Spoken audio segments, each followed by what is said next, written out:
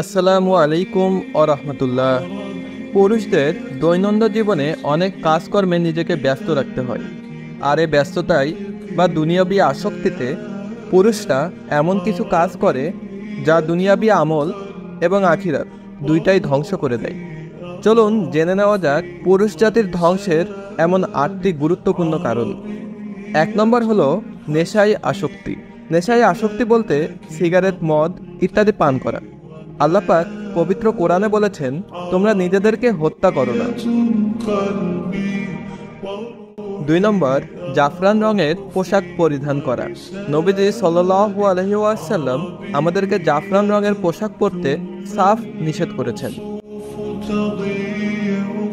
3 নম্বর পুরুষ হয়েও যারা সোনা বা গোল্ড ব্যবহার করে থাকে। 4 নম্বর নারীদের সাজগোজ অনুকরণ করা, যেমন নাক কান ফুটো করা।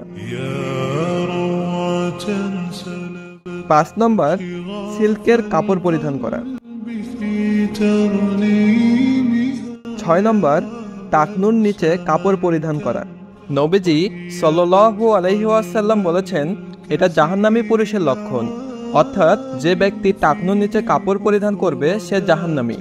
আর আধুনিক বিজ্ঞান মতেও টাকনুর নিচে কাপড় পরিধান করা পুরুষের যৌন শক্তি কমে যায়।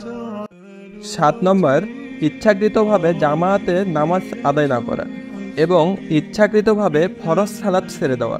নবীজি সাল্লাল্লাহু আলাইহি ওয়াসাল্লাম ইরশাদ করেছেন, যে ব্যক্তি ইচ্ছাকৃতভাবে সালাত ছাড়ল সে কাফেরদের অন্তর্ভুক্ত হলো।